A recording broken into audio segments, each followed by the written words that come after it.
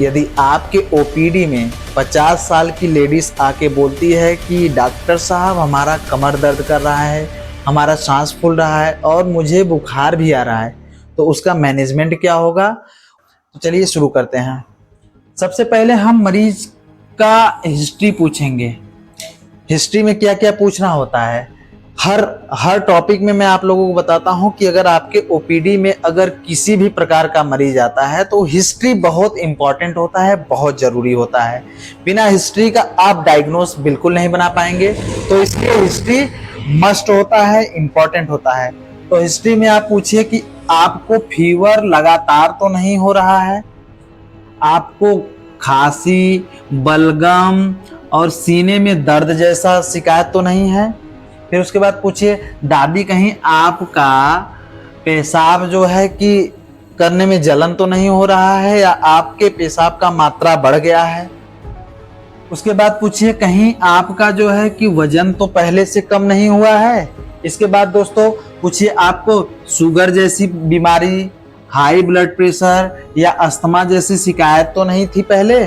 अगर इतना पूछ लिए तो उसके बाद दोस्तों तुरंत इमीडिएटली क्लिनिकल एग्जामिनेशन जो आपके हॉस्पिटल्स में सुविधाएं होती हैं, क्लिनिक में सुविधाएं होती हैं, उससे आप तुरंत जांच कीजिए। जैसे टेम्परेचर चेक कीजिए, फीवर कितना है, ब्लड प्रेशर चेक कीजिए कि बीपी कितना है, पल्स रेट को चेक कीजिए, रिस्पायरेटरी चेक कीजिए और ऑक्सीजन चेक कीजिए।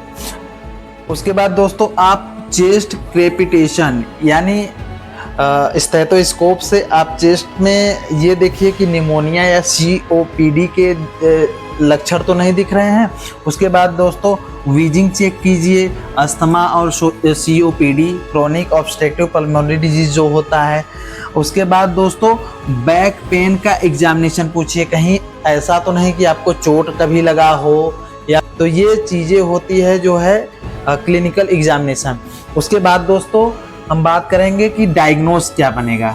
डायग्नोस में सबसे पहले हम निमोनिया को देखेंगे, उसके बाद सीओपीडी को देखेंगे, उसके बाद ट्यूबरक्लोसिस को देखेंगे, यूरिनरी इन्फेक्शन को देखेंगे और वायरल फीवर को देखेंगे। ये सब चीज़ें हमारी डायग्नोस बन के आती है। सबसे पहले डायग्नोस में हम निमोनिया का ट्रीटमेंट जानेंगे।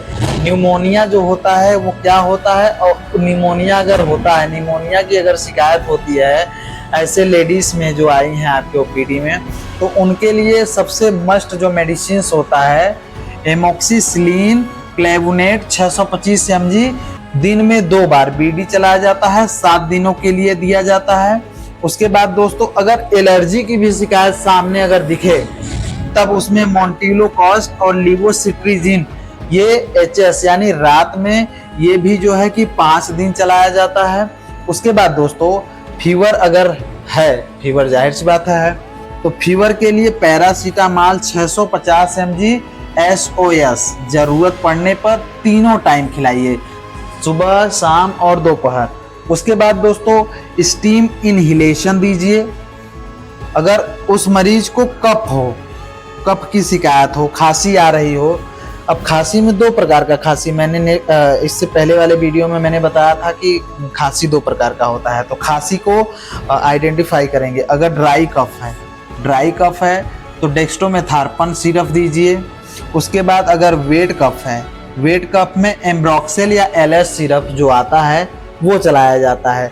10-10 ml तीनों टाइम चलाया जाता है, 10 ml TDS चलाया जाता है सिरप। उसके बाद दोस्तों अब हम बात करेंगे COPD chronic obstructive pulmonary disease. यहाँ देख सकते हैं दोस्तों कि सीओपीडी, अब सीओपीडी का अगर हमें डायग्नोस अगर फाइंड आउट हुआ है तो इसमें हम नेबुलाइजेशन देंगे। नेबुलाइजेशन में डुआलिन बुडाकार्ड आता है वो देना होता है।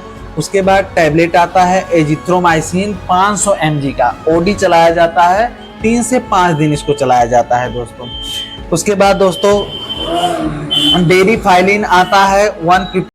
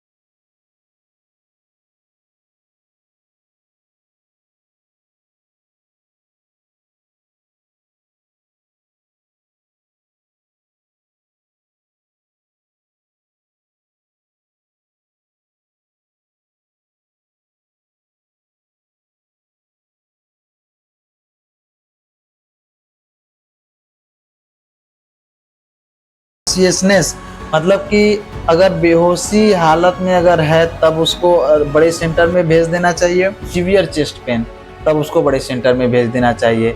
इस तरह के मरीज को आप बिल्कुल भर्ती मत लीजिए, इसको तुरंत जो है कि रेफ़र कर दीजिए। तो दोस्तों, यह हमारा छोटा सा मैनेजमेंट वीडियो था। अगर यह वीडियो आप लोगों को अच्छा लगा हो तो वीडियो को लाइक कर दें, चैनल को सब्सक्राइब करके अपने दोस्तों तक भेज दें, ताकि हमारे इस चैनल पे अगली वीडियो आए तो आपको नोटिफिकेशन मिल सके।